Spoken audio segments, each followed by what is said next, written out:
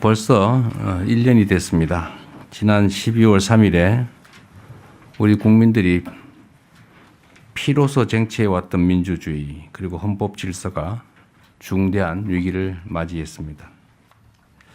그렇지만 우리 국민들의 집단 지성이 빚어낸 빛의 혁명이 내란의 밤 어둠을 몰아내고 대한민국 민주주의가 다시 환하게 빛나는 새벽을 열어 제쳤습니다. 그렇게 위대한 빛의 혁명으로 탄생한 우리 국민 주권 정부는 지난 6개월 동안 국민의 삶의 회복 그리고 국가 정상화에 전력 투구해 왔습니다. 무엇보다 이 과정에서 확인된 우리 민주주의의 강인한 회복력은 세계 민주주의의 새로운 희망으로 평가받고 있습니다. 여기서 멈추지 말아야겠습니다. 곳곳에 숨겨진 내란의 어둠을 온전히 밝혀내서 진정으로 정의로운 국민 통합의 문을 활짝 열어야 합니다. 국민이 꿈꾼 다시 만날 새로운 세계를 향한 발걸음에 박차를 가해야 되겠습니다. 국민의 삶을 개선하고 대한민국 대도약의 길을 우리 위대한 대한 국민들과 함께 열어가겠습니다. 끝으로 우리 정부는 비상계엄 저지와 헌정질서 수호에 함께한 국민들에게 표창 등 의미 있는 증서를 수여하고 그날의 국민적 노고와 국민주권 정신을 대대로 기억하기 위한 방안을 마련해 나갈 생각입니다. 쿠팡 때문에 우리 국민들 걱정이 많습니다. 국내 최대 전자상거래 업체인 쿠팡에서 개인정보 유출 사고가 발생했습니다. 피해 규모가 약 3,400만 건으로 방대하지만 처음 사건이 발생하고 5개월 동안 회사가 유출 자체를 파악하지 못했다는 게 참으로 놀랍습니다. 이 정도인가 싶습니다. 사고 원인을 조속하게 규명하고 엄중하게 책임을 물어야 되겠습니다. 유출 정보를 악용한 2차 피해를 막는데도 가용수단을 총동원해 주시기 바랍니다. 인공지능과 디지털 시대의 핵심 자산인 개인정보 보호를 소홀하게 여기는 이 잘못된 관행 그리고 인식 역시 이번 기회에 완전히 바꿔야 합니다. 관계부처는 해외 사례들을 참고해서 과징금을 강화하고 징벌적 손해배상 제도도 현실화하는 등 실질적인 또 실효적인 대책에 나서 주시기 바랍니다. 그 법무장관님 요새 저 대신에 맞느라고 고생하시죠? 열심히 하고 있습니다. 원래 그 백조가 우아한 태도를 취하는 그 근저에는 수면 밑에 그 엄청난 오리발이 작동하고 있다는 그걸 잘 모르죠. 수면은 아주 안정적이니까. 자주 말씀하셔서 잘 알고 있습니다. 네, 그 발 역할 잘해 주셔서 감사하고요. 그 지금 전에 우리 하던 것 중에 국가폭력범죄, 공소시효 배제, 소멸시효 배제. 네네. 그게 지금 전에 입법을 겨우 했다가 이제 거부권 행사로 지금 폐기됐잖아요. 네, 그렇습니다.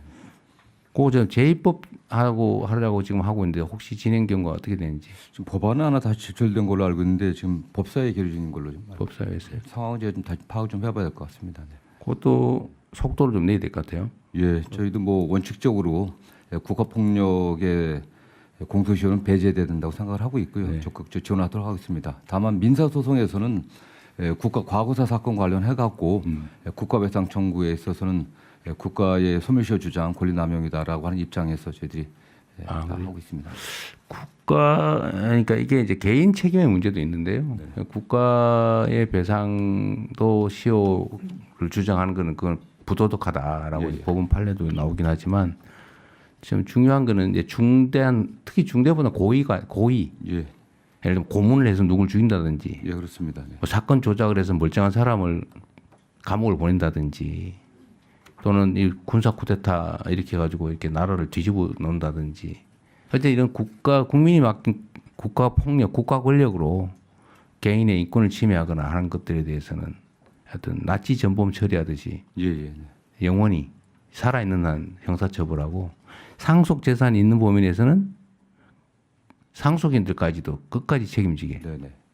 이렇게 해야 사실은 좀 근본적으로 대책이 되지 않겠습니까? 예, 그렇습니다. 시간 지나면 다 덮이겠지. 그래 뭐 재발을 네, 그래야 막을 재발을 수 먹죠. 있습니다. 그래서 그거는 책임감 가지고 좀 해주시고요. 예, 그렇게 하겠습니다. 그 지금 정교 분리 원칙이라고 하는 게 정말로 중요한 원칙인데 이 정교 분리 원칙을 어기고 예를 들면 종교 재단 자체가 조직적 체계적으로 정치 개입한 사례들이 있는데 이게 일본에서는 종교 재단 해산 명령을 했다고 하는 것 같더라고요. 근데 우리는 혹시 뭐 어디 부처에서 검토되는 거 있습니까? 그 어디 소관인지도 잘 모르겠고.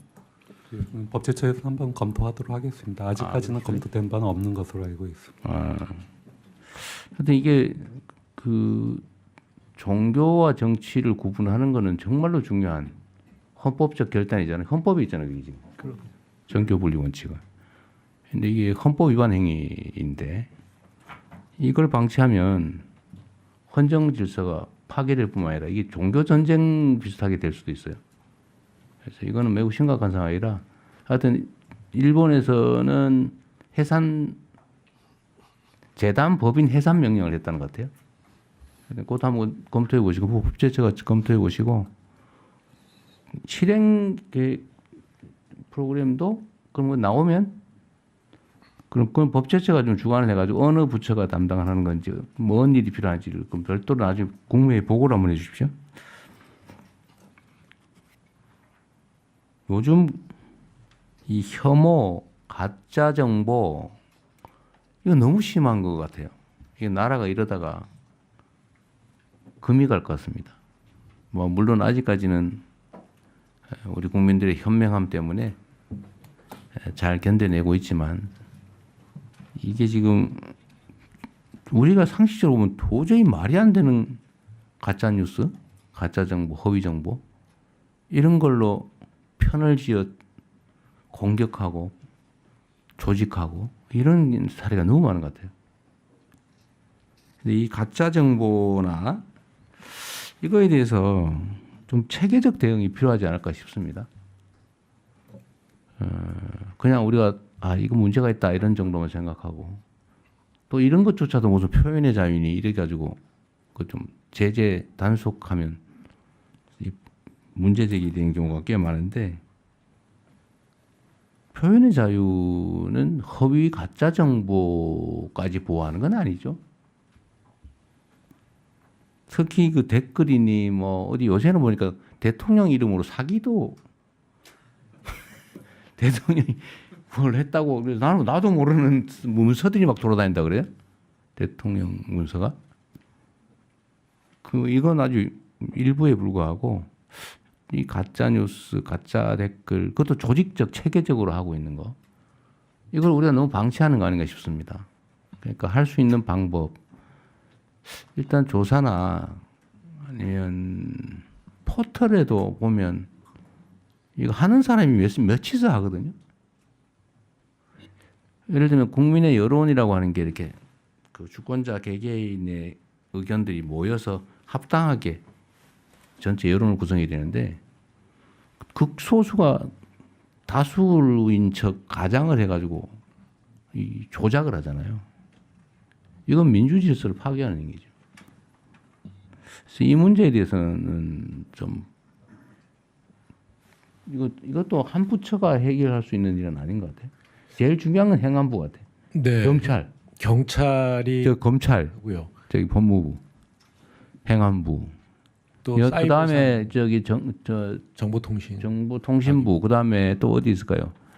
언론을 빙자한 가짜 뉴스 뿌리는데 그거는 방통위, 문체부, 방통위.